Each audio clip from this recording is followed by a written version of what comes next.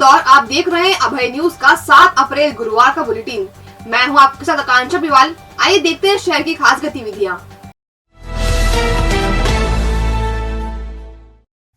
भारत पाकिस्तान सीमा पर तैनात बीएसएफ जवान के बेटे का बेरहमी से कत्ल कर दिया गया। उसका शव खाली मैदान में मिला है। पुलिस ने शव पर निशान देखने के बाद कहा कि किसी परिचित ने युवक की हत्या की है। पुलिस ने हत्या का मुकदमा दर्ज कर आरोपियों की तलाश शुरू कर दी है।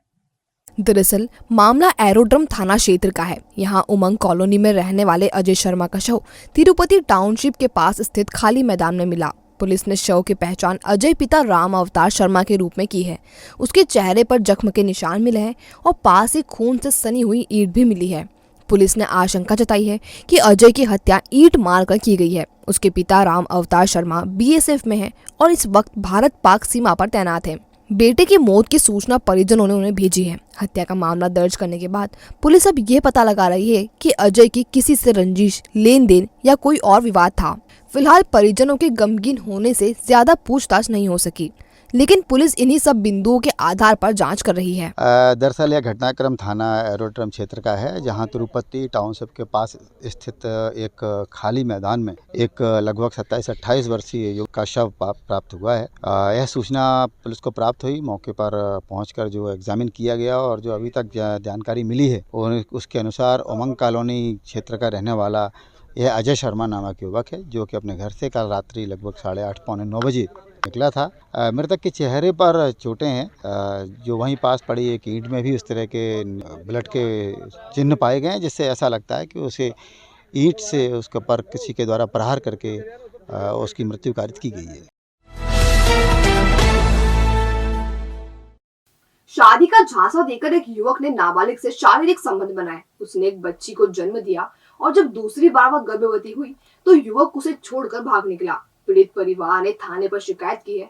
पुलिस ने प्रकरण दर्ज कर आरोपी की तलाश शुरू कर दी है।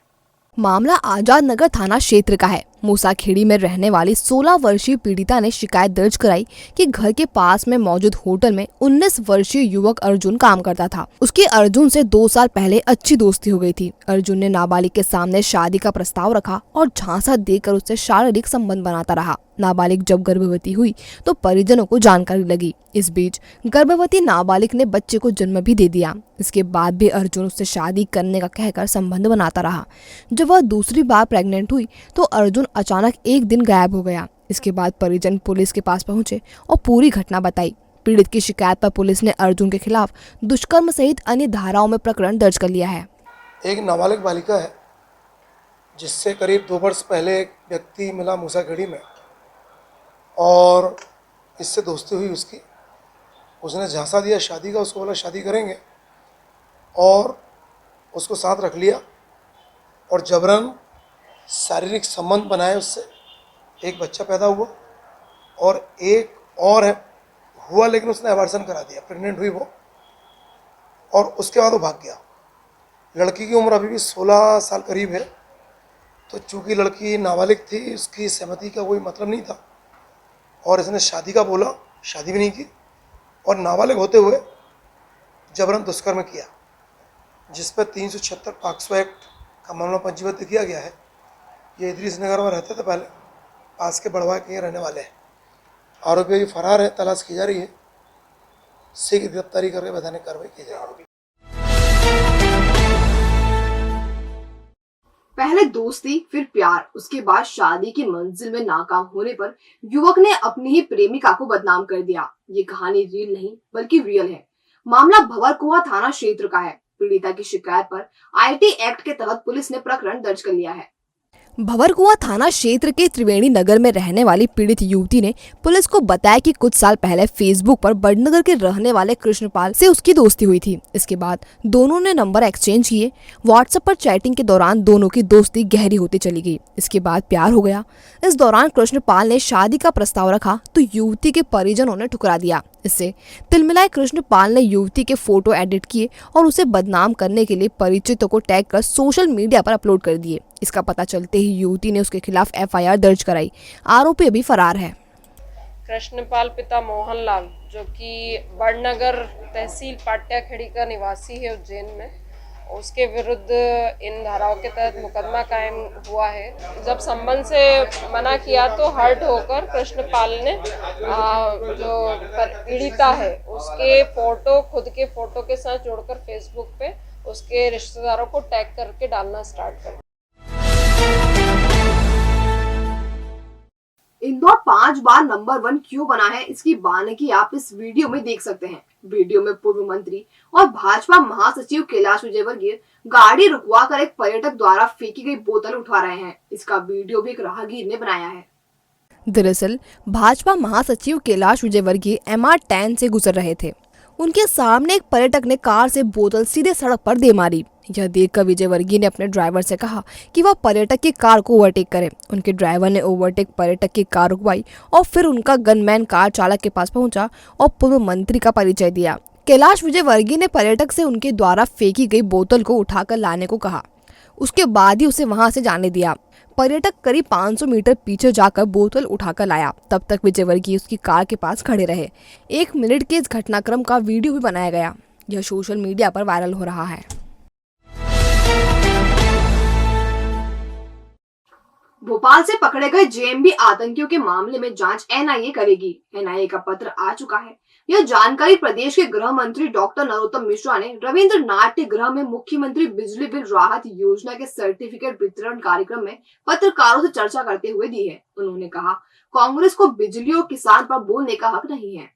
गृह मंत्री डॉक्टर नरोत्तम मिश्रा ने कांग्रेस नेता दिग्विजय सिंह पर तंज कसते हुए कहा कि उनके पट्टे जाकिर नाइक का समर्थक गोरखपुर में आतंकी गतिविधियों में पकड़ा गया है। उस पर वे नहीं बोलेंगे, पर कालीचरण पर जरूर बोलते हैं। स्वाभाविक रूप से कांग्रेस इसी पे कार्रवाई की बात करेगी। गोरखपुर में जो आतंकवादी मिला है उसके बारे में आपने कोई कांग्रेस का ट्वीट सुना क्या? दिग्विजय सिंह का, दिग्विजय सिंह के दोस्त जाकिर नाइक जी का, जाकिर नाइक का वो पट्टा जो गोरखपुर मंदिर में मिला, इसके बारे में नहीं बोलेंगे वो, लेकिन कालीचरण बाबा के बारे में कांग्रेस जरूर बोलेगी। 15 महीने में बेरोजगारों के लिए कुछ नहीं कहा। 15 महीने इनकी सरकार रही, आप सब भी नौजवान हो और बेरोजगार भी।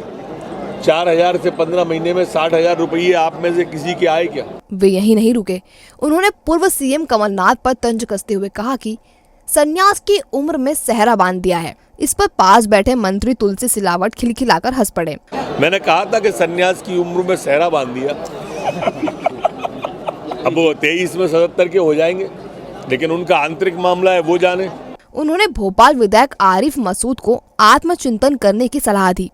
आरिफ मसूद मेरे भाई को समझना चाहिए कि कांग्रेस मुसलमानों को सिर्फ वोटर मानती है और यही कारण है कि देश के अंदर से कांग्रेस ने अल्पसंख्यकों का नेतृत्व समाप्त कर दिया। कितने बड़े बड़े नेता होते थे जब हम तुम सब सहयोग करते थे, उन्होंने उनकी ऐसी स्थिति में ला दिया कांग्रेस ने, और अब तो लिखित में उनने ऐसा कर दिया रमजान के पवित्र महीने में। आरिफ मसूद जी को स्वयं अंतर्मुखी होना चाहिए। उन्होंने कहा, कांग्रेस ने अल्पसंख्यकों का नेतृत्व खत्म कर दिया। कोरोना और कमलनाथ ने मध्य प्रदेश का नुकसान किया है। दोनों ही अस्ताचल की ओर अग्रसर है। कार्यक्रम में गौरव रणदीवे, सुदर्शन गुप्ता, रमेश मंदोला आदि मौजूद थे। जो भोपाल में जेएमबी के आतंकवादी पकड़ाए थे 4 लोग, उनकी जांच अब एनआईए करेगी। एनआईए का पत्र आ चुका है। मल्हारगंज स्थित प्राचीन छोटा गणपति मंदिर अब विकासशील इंदौर के कायाकल्प में बाधक बन रहा है। स्मार्ट सिटी द्वारा इसे हटाए जाने से स्थानीय लोग आक्रोशित हो गए हैं और गुरुवार को प्रदर्शन विरोध दर्ज करवाया। उन्होंने कहा कि अगर प्रशासन ने मंदिर हटाया तो उग्र आंदोलन भी किया जाएगा। बड़ा गणपति से राजवाड़ा तक बन रहे 1700 मीटर लंबे मार्ग के निर्माण में मल्हारगंज स्थित प्राचीन छोटा गणपति मंदिर बाधक बन रहा है। इसे स्मार्ट सिटी हटाने की तैयारी कर रहा है। इसके विरोध में मंदिर संरक्षण समिति और भाजपा नेता सत्यनारायण सत्तन भी आ गए हैं। सत्तन के नेतृत्व में मंदिर समिति के लोग विरोध करने के लिए मैदान में आ गए। उन्होंने मंदिर नहीं हटाने का प्रशासन से आग्रह किया है।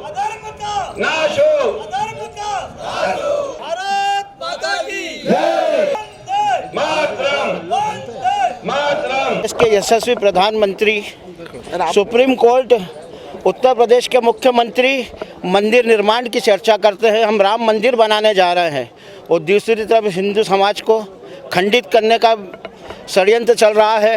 इस मंदिर को हम तोड़ने नहीं देंगे, हमारा आस्था केंद्र। अगर आप लोग सुबह 7 बजे से 11 बजे तक आके देखें तो 80 साल के, 85 साल के, 90 साल के लोग, जिनको 80, 90 साल हो गए, सुबह यहाँ दर्शन करने आते हैं। और वाकई इस मूर्ति में चमत्कार है।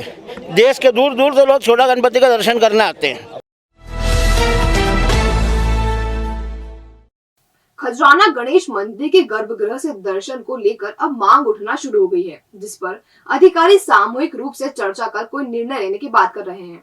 दरअसल कोरोना के चलते खजराना गणेश मंदिर के गर्भगृह में प्रवेश बंद कर दिया गया था। विशेष परिस्थितियों में 500 रुपए शुल्क देने पर गर्भगृह में प्रवेश किया जा सकता था, जिसे लेकर अब कांग्रेसियों का कहना है कोरोना संक्रमण कम हो चुका है, लेकिन अभी तक खजराना गणेश मंदिर के गर्भगृह में प्रवेश शुरू नहीं हुआ। साथ ही प्रवेश के लिए शुल्क भी लिया जा रहा है। कांग्रेस प्रवक्ता नीलाभ शुक्ला ने कहा, उज्जैन स्थित श्री महाकालेश्वर मंदिर में गर्भगृह में जाकर दर्शन करने की निःशुल्क व्यवस्था है, वहां से सभी प्रतिबंध हटाए गए हैं, तो खजराना मंदिर में प्रतिबंध क्यों लगे हुए हैं, इसे भी जल्द से जल्द हटाया जाए।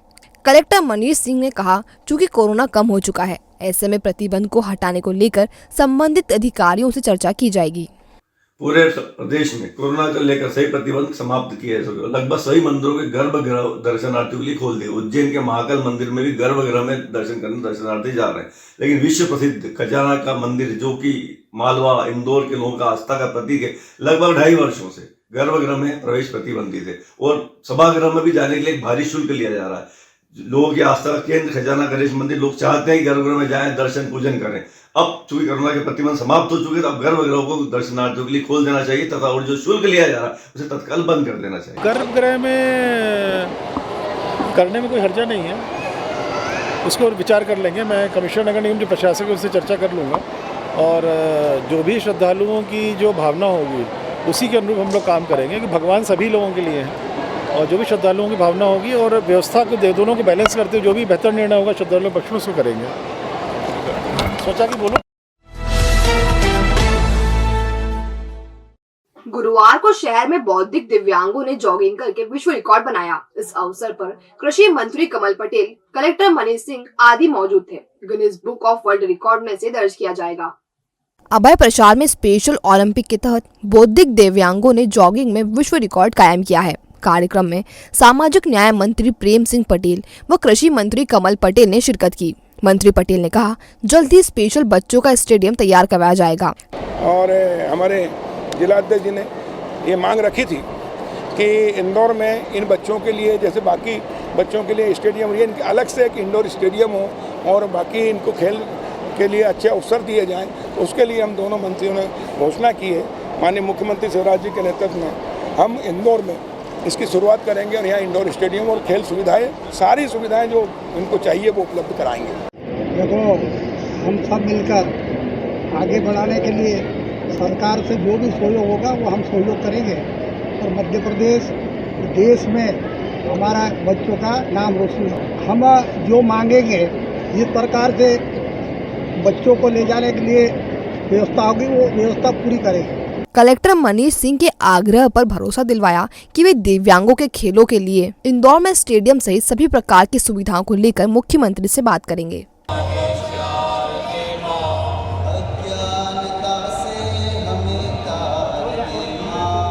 बिंदु रखा गया है माननीय मंत्री जनों के समक्ष जो मुख्य अतिथि के रूप में आए थे कि एक इन बच्चों का एक कोई जगह हम लोग सरकारी चयनित कर दें और निराश्रित निधि से कुछ राशि मिल जाए तो 3-4 करोड़ में अच्छा छोटा सा स्टेडियम डेवलप हो सकता है, जिसमें कि निरंतर ऐसे बच्चों की स्पोर्ट्स एक्टिविटीज़ चल सकती हैं। तो इन सब को लेकर जब DPR हम लोग बनाएंगे, फिर माननीय जब मुख्यमंत्री जी बताएंगे तो उसके बाद माननीय मुख्यमंत्री जी से विस्तृत चर्चा करके जो आइडियाज़ होंगे उसको हम इम्प्लीमेंट करेंगे। MIG थाना क्षेत्र के जगजीवन राम नगर में गुरुवार को हाउसिंग बोर्ड और निगम की टीम ने अवैध रूप से बनाए गए मकान को तोड़ने की कार्रवाई की, जिसमें पुलिस बल मौजूद रहा। दरअसल MIG थाना क्षेत्र के जगजीवन राम नगर में रहने वाले शिव प्रसाद श्रीवास्तव द्वारा पिछले कई सालों से हाउसिंग बोर्ड की जमीन पर कब्जा कर रखा था। इस मामले में न्यायालय ने हाउसिंग बोर्ड के पक्ष में फैसला सुनाया था, जिस पर कार्रवाई करने के लिए गुरुवार को निगम की टीम और पुलिस बल मौके पर पहुंचा। मौके पर मौजूद डिप्टी कमिश्नर यशवंत दोहरे ने बताया, कोर्ट ने 30 मार्च को हाउसिंग बोर्ड के पक्ष में फैसला सुनाया था। इसकी जानकारी शिव प्रसाद को दे दी गई थी। सालों से हाउसिंग बोर्ड की जमीन पर अवैध अतिक्रमण को निगम की मदद से बुलडोजर चलवाकर जमीन को मुक्त कराया गया। इस दौरान 2 नंबर विधानसभा के विधायक रमेश मंदोला भी मौके पर मौजूद रहे।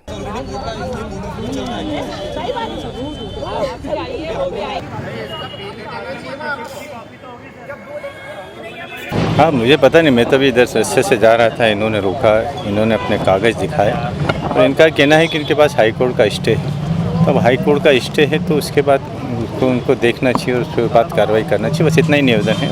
उन्होंने बोला है, उनको बताया, हाई कोर्ट का स्टे बताया। अब वो हाई कोर्ट के स्टे पे वो क्या निर्णय लेते हैं उनके पता। ये एमपी हाउसिंग बोर्ड की जगजीवन राम नगर कॉलोनी है और इस कॉलोनी के ये भूखंड क्रमांक 15 की 10 फुट चौड़ी और 60 फुट गहराई में अतिक्रमण है और 16 नंबर में 40 बाई 60 का है और 17 नंबर में 40 बाई 60 का है। ये 3 भूखंडों पर जो अतिक्रमण है वो पिछले करीब 30-35 साल से है और माननीय सक्षम न्यायालय हाउसिंग बोर्ड ने इस अतिक्रमण को हटाने के निर्देश 30 तारीख को जारी किए थे और इसके बाद में जिला प्रशासन की ओर से पुलिस बल और नगर निगम सबकी सहायता से आज ये अतिक्रमण हटाया जा रहा है। चंदननगर थाना क्षेत्र में युवक को 4 दोस्तों ने पीट कर मौत के घाट उतार दिया। आरोपियों के खिलाफ पुलिस ने प्रकरण दर्ज कर 3 आरोपियों को हिरासत में लिया है। एक आरोपी अब भी फरार है। मामला चंदन नगर क्षेत्र का है। युवक जितेंद्र सेनी को उसके ही मोहल्ले में रहने वाले भैयू पंडित, उसका भाई रवि, सचिन और विकास ने इतना मारा कि उसे अस्पताल में भर्ती कराना पड़ा था, जहां उसने इलाज के दौरान दम तोड़ दिया। जितेंद्र की मौत की सूचना मिलने के बाद पुलिस ने रवि, सचिन और विकास को गिरफ्त में लिया है, जिनके आपराधिक रिकॉर्ड खंगाले जा रहे हैं। मामले में भैयू पंडित अभी फरार है। मामला ऐसा है कि इसमें दिनांक 30/6/2021 को मृतक जितेंद्र सैनी के साथ मारपीट करी थी। इसके मोहल्ले में रहने वाले भैयू पंडित, भैयू का भाई रवि और उसके दोस्त सचिन और विकास ने इसके साथ मारपीट करी थी। मृतक पहले से बीमार चल रहा था, फिर भी इन लोगों ने उसके साथ मारपीट करी है जानते हुए, जिससे इलाज के दौरान इसकी मृत्यु हो गई थी। फिर कल दिनांक को इसके चारों के खिलाफ कायमी हुई है 304 और 452, 323 और 34। और अब खबरें दे दनादन। चंदन नगर थाना क्षेत्र के नंदन नगर में रहने वाले 60 साल की बुजुर्ग मुस्तफा की संदिग्ध मौत हो गई। वे 5 साल से घर में ही रह रहे थे। उन्हें सांस की बीमारी थी, इस वजह से वे चल फिर भी नहीं पाते थे। उनके बेटे असलम ने बताया, पिता की दिमागी हालत ठीक नहीं थी। पुलिस मामले की जांच कर रही है। इन्होंने घर के अंदर फांसी लगा ली, इनके थोड़ा माइंड दिमागी हालत ठीक नहीं थे, ऐसा परिजन बता रहे हैं। परिजन सब नमाज पढ़ने गए थे, घर पे दूसरी मंजिल पे थे, इन्होंने फांसी लगा ली। बीमारी थी इनको, सांस की कमजोरी बहुत हो गई थी, हाथ चलने फिरने में बहुत मुश्किल से चलते थे वो। नंदन नगर कितने समय से कुछ काम वगैरह कर रहे थे? 5-1 साल हो गए। राव थाना अंतर्गत श्रमिक कॉलोनी में 96 वर्ष की वृद्धा जानवी बाई की संदिग्ध मौत हो गई। बेटे कमल मालवीय ने बताया, मां को न तो कोई बीमारी थी और न ही परेशानी थी, वे स्वस्थ थी और चल फिर रही थी। राव थाना पुलिस मामले की जांच कर रही है। ये मेरी मम्मी थी और हम 3 भाई हैं, 3 में से सबसे छोटा मैं हूँ और उनको ऐसी कोई परेशानी नहीं थी, घर पे कोई भी नहीं था, हम सब काम धंधे गए थे, वो अकेले थे। 96 साल है जो फांसी लगा के, और कारण तो ऐसा कोई पता नहीं चला है, लेकिन थोड़ी कोई बीमारी थोड़ी वो तो होगी, तो वैसे चलती फिरती थी वो, तो उन्होंने वेंटिलेशन से खुद को मतलब रस्सी लटका के और फांसी लगा। शराबी बाइक चोर सोनू पिता कुलदीप सलूजा निवासी गुमास्ता नगर को पुलिस ने गिरफ्तार किया है। सोनू से पुलिस ने 2 बाइक बरामद की है। वह बेटमा में भी चोरी के मामले में गिरफ्तार हो चुका है। सोनू ने 15 फरवरी 2022 को नईम की बाइक क्रमांक MP09 QP 6052 नंदा नगर से चुराई थी। नंदा नगर से बाइक चोरी हुई थी डिस्कवर MP09 QP 6052। तो आरोपी इसमें गिरफ्तार हुआ है। उसके कब्जे से मोटरसाइकिल भी बरामद हो गई है। आरोपी का नाम है सोनू सलूजा, पिता कुलदीप सिंह सलूजा। चंदन नगर थाना क्षेत्र में आतंक फैलाने वाला मुख्तियार उर्फ फटी को पुलिस कमिश्नर ने 6 माह के लिए जिला बदर किया है। चंदन नगर थाने के उप निरीक्षक विशाल परिहार ने बताया, बदमाश मुख्तियार उर्फ फटी 1995 से गुंडागिर्दी कर रहा है। उसे पहले भी जिला बदर किया जा चुका है, लेकिन वह हर बार जिला बदर की अवधि समाप्त होने के बाद इंदौर में आकर अपराध करने लगता है। थाना चंदन नगर के लिस्टेड बदमाश है मुख्तियार उर्फ फटी, पिता का नाम यूसुफ खान, निवासी ई सेक्टर चंदन नगर। इस पर टोटल 28 अपराध पंजीबद्ध है। लगातार आपराधिक गतिविधियां करते आ रहा था। इसके विरुद्ध आज जिला बदर की कार्रवाई कर इसको 6 माह के लिए जिला बदर किया गया है। महिला के बच्चों को जान से मारने की धमकी देकर उसके परिचित अजय उर्फ बिज्जू ने दुष्कर्म किया। महिला का आरोप है कि वर्ष 2015 से ही उसे धमकाकर दुष्कर्म कर रहा है। बिज्जू उसका परिचित है, इसी बात का लाभ उठाकर उसके घर आता जाता रहता है। हाँ, एक महिला आई थी जिसने बताया कि मेरे साथ मेरा परिचित जो बिज्जू उर्फ विजय था, उसने मेरे साथ बलात्कार किया है। वो 2015 से मेरा परिचित था, जो मेरे बच्चों को जान से मारने की धमकी देकर मुझे डरा धमकाकर मेरे साथ गलत काम करता आ रहा है। दिनांक 11/3/2022 को भी उसने मुझे डरा धमकाकर गलत काम किया और मेरे साथ मारपीट की। आरोपी ऐसे ही, मतलब उसका कोई बैकग्राउंड नहीं है, आवारा टाइप का व्यक्ति है वो, ऐसे कोई बैकग्राउंड नहीं है उसका। MIG थाना पुलिस ने गीता संगले की शिकायत पर बसंत गायकवाड़ और प्रमोद बामने के खिलाफ धोखाधड़ी का केस दर्ज किया है। गीता का आरोप है कि उसने दोनों से 1-1 लाख रुपए उधार लिए थे। इसके बदले 1,36,000 रुपए लौटा दिए थे। इसके बाद 50,000 रुपए और देने थे, लेकिन आरोपी उसे 4 लाख रुपए की मांग कर रहे हैं। दोनों आरोपी फरार हैं, जिनकी तलाश की जा रही है। दिनांक 1 तारीख को गीता आवेदन पत्र दिया गया था, उसके द्वारा बताया गया कि बसंत गायकवाड़ और प्रमोद बामने ने मिलकर उनसे 1 लाख रुपया उधार दिए थे। उसके एवज में उन्होंने 1,36,000 रुपये ब्याज सहित लौटा दिए थे। उसके बाद 50,000 रुपये और उसको देने थे। उसके बदले वो 4 लाख की मांग कर रहे थे। इस बात पर प्रकरण पंजीबद्ध कर विवेचना में लिया गया है। प्रमोद बामने और बसंत गायकवाड़ के खिलाफ प्रकरण पंजीबद्ध किया गया है। डिस्क चलाने वाले अजय गांगे ने पड़ोस में ही रहने वाली युवती के साथ छेड़छाड़ की थी। इसकी शिकायत बुधवार शाम को युवती की मां ने MIG थाने में दर्ज कराई। पुलिस ने आरोपी को गिरफ्तार कर लिया है। कल शाम को थाना MIG पर फरियादिया के द्वारा रिपोर्ट करी थी कि मेरी बच्ची के खिलाफ पड़ोस में रहने वाले आरोपी अजय डांगे के द्वारा अश्लील हरकत की गई है। इस पर प्रकरण पंजीबद्ध कर विवेचना में लिया गया है। आरोपी का डिस्क का काम है, कल नहीं करिए। तो आपने देखा अभय न्यूज का आज का बुलेटिन। अगर खबरों को लेकर आपके पास कोई फीडबैक हो तो हम तक जरूर पहुंचाएं। कल फिर मिलेंगे नए बुलेटिन के साथ। नमस्कार।